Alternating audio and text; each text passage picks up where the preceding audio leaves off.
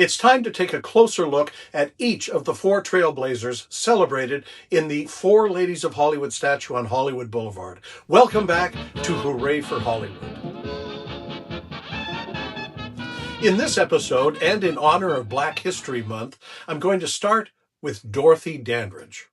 Dorothy Dandridge was born on November 9th, 1922 in Cleveland, Ohio.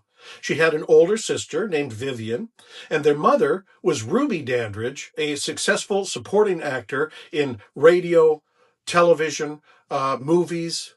Ruby was best known for her role on the Amos and Andy radio show. She was in the 1953 movie Cabin in the Sky, and she was on the television version of Father of the Bride in 1961, just to name a few. Oh, and she was also one of the native dancers in the movie King Kong. Ruby created a song and dance act with her two daughters, Dorothy, age 3, and Vivian, age 4. In the act, billed as the Wonder Children, the two girls performed acrobatics, songs, and skits. And for 5 years, they toured the southern United States almost non-stop. In the early 1930s, Dorothy's mother and her partner moved the family to Hollywood. In 1934, the two daughters were teamed with one of their dance school friends, Etta Jones, and they were now called the Dandridge Sisters. They successfully toured for years. It was in 1935 when 12-year-old Dorothy made her screen debut in one of the Little Rascals shorts called Teacher's Beau. There she is there behind Stymie in that classroom. That same year, she doubled for one of the cabin kids in Bing Crosby W.C. Fields' musical comedy, Mississippi. In the late 1930s, while performing at the Cotton Club in New York City, Dorothy met Harold Nicholas, one of the two famous dancing brothers called the Nicholas Brothers. They were a couple, and back in Hollywood, when the Nicholas Brothers and Dorothy were cast in the movie Sun Valley Serenade in 1941. Here's a clip from that movie with the incomparable Glenn Miller and his orchestra playing Chattanooga Choo Choo.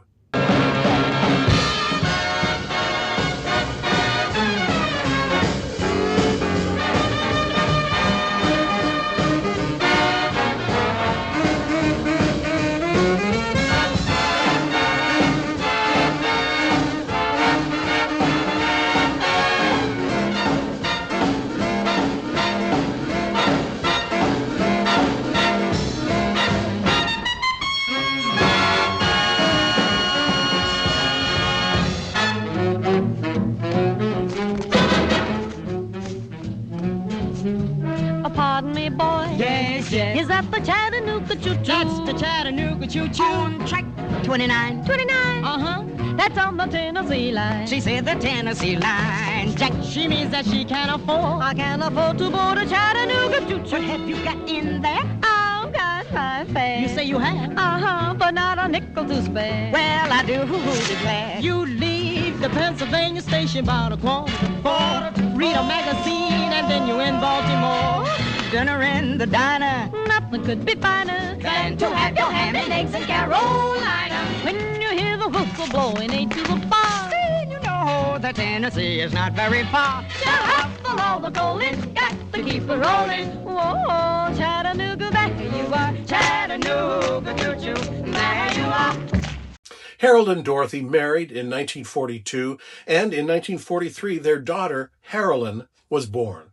Sadly, Harolyn was born with brain damage and not able to speak. The marriage was an unhappy one, and Harold had abandoned his family by 1948. Their divorce was finalized in 1951.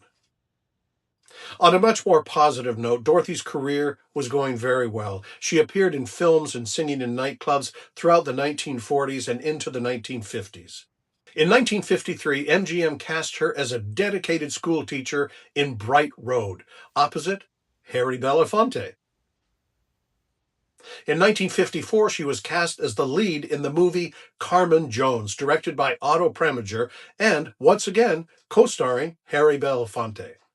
For her fiery performance in that movie, Dorothy Dandridge was nominated for an Academy Award for Best Actress, becoming the first black person nominated for a leading role.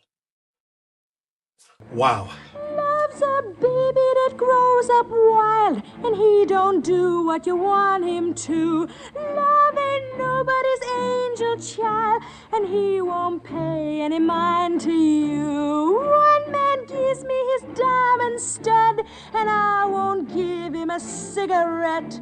One man treats me like I was mud, and all I got that man can get. The one That's love. children. That's love. That's love. People could not stop talking about Dorothy's beauty, acting skills, presence, and spirit. Also that year, Dorothy Dandridge became the first black woman to appear on the cover of Life magazine. And on April 11th, 1955, she was the first black performer to headline at the prestigious Empire Room at the Waldorf Astoria Hotel. A lot of firsts. And she continued to do outstanding work in movies like Island in the Sun and Porgy and Bess. For her work in Porgy and Bess, Dorothy was the first black actress to receive a Golden Globe nomination. Also in 1959, she married for a second time to Jack Dennison. It turns out he was very controlling and financially and physically abusive to Dorothy. Being married to Dennison was a nightmare for her. They were divorced in 1962. Dorothy Dandridge's finances were in ruins, and she had to declare bankruptcy in 1963. She could no longer afford to pay for the caretaker for her daughter Harolyn, so Dorothy surrendered her parental rights and committed Harolyn to a state institution. It wasn't the first time in her life, but Dorothy turned to alcohol and medication to help cope with her pain and depression. Tragically, on September 8, 1965, Dorothy was found lying on her bathroom floor, dead at the age of 42 from an overdose of an antidepressant that had been prescribed to her. Was it accidental or a suicide? No one knows for sure. According to the TV series Biography, she had just $2 left in her bank account.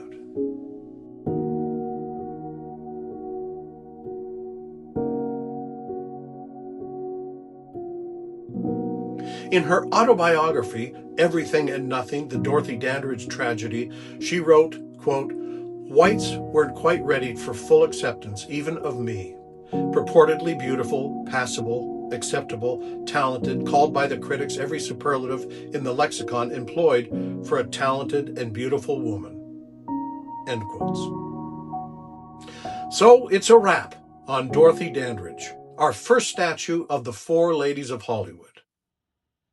Next time, we'll take a closer look at Anna May Wong as our tribute to the Four Ladies of Hollywood statue continues on Hooray for Hollywood. My name is Wayne York, and we'll see you on the next one.